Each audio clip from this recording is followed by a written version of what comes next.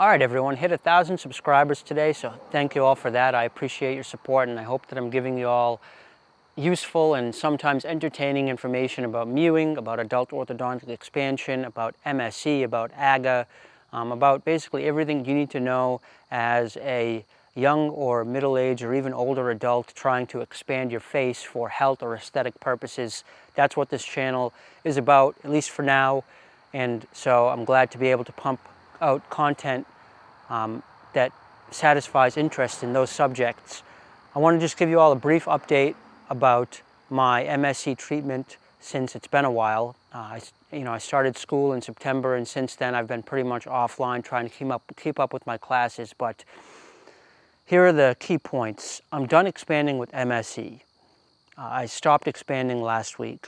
I'm at 84 out of 90 possible turns. The appliance only has 90 turns. I hit 84, which is about 11.5 millimeters because it's a 12 millimeter max expander. And so 84 out of 90 turns comes out to about 11.5 millimeters of expansion. So here's what that looks like.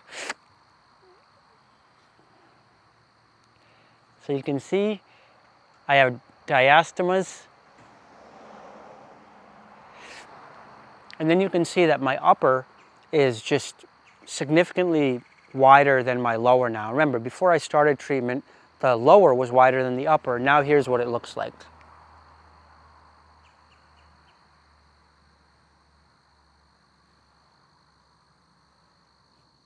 So especially on this side, it seems like this side expanded more than this side. But this side is now flush with the lower, and then this side is just way out on the other side of the lowers. And Dr. Zubad Nawaz, my orthodontist, will be addressing that orthodontically. Specifically, as part of my orthodontic finalization, I will have a treatment called SFOT, surgically facilitated orthodontic therapy. You can Google it. And basically what that involves is splaying open the gums and adding freeze-dried bone, which gives a huge amount of alveolar bone support, which allows huge possibilities in terms of expanding the teeth in the bone to perfect the occlusion. And that's all done with clear aligners. And it's done rapidly after the SFOT. It allows for substantial movement and then rapid movement through that freeze-dried bone that's added surgically. So done expanding with MSE. Why did I stop at 84? Why didn't I go to 90? Good question. Well, I got up to 88 out of 90, and I wanted to max it out. However, at about 87, I started feeling pain right here in my cheek. And the pain didn't go away for a few days. I was watching it, and it was quite annoying. And so I remembered that the pain had set in after a specific turn, so I just turned the screw backward. 4 turns from 88 down to 84. The pain mostly went away. It's mostly better now, 95% better. And so, interestingly, what I learned from that is that we all do have limits as to how far we can expand, right? We can't expand 1 billion with MSE. In my case, I couldn't even max out the 12 millimeter expander.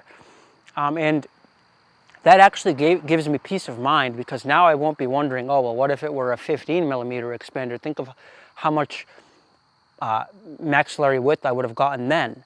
Well, that's not even a concern for me, because I couldn't even max out the 12, and this is probably true for all of you as well.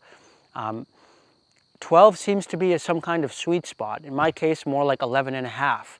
So that's why I stopped expanding.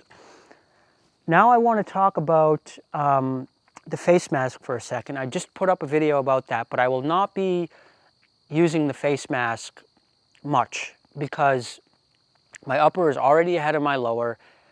So pulling the upper out even more is going to kind of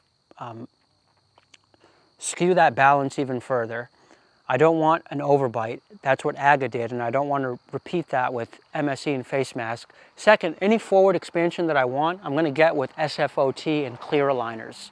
Under the care of Dr. Nawaz. Third, the face mask was giving me headaches.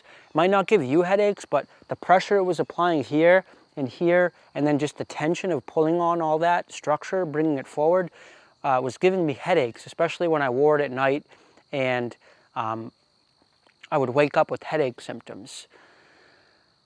Last, it's just too inconvenient for me. I'm just out in public way too much. I'm on campus most of the time, and you just can't wear that face mask out in public. It looks, yeah, like a Halloween costume, like someone just commented in that video. So I want to mention briefly about some of the benefits that I'm really feeling now because of the MSE. So after this 3 months of expansion, or whatever it was, after 11.5 millimeters of expansion, two things stand out to me: intraoral volume and nasal breathing. So 11.5 millimeters of expansion is just a massive amount of intraoral volume. It makes mewing a whole order of magnitude easier. Instead of the tongue coming up and hitting those back teeth, the tongue now comes up, and even with the metal of the MSE in there, there's still a huge amount of space for the back of the tongue to come up and find a home in that, on the roof of the mouth with that intraoral space. So for anyone who's having a hard time mewing because their maxilla is too small, and this was me for many years, and this is many of you, I've consulted with many people who have this issue.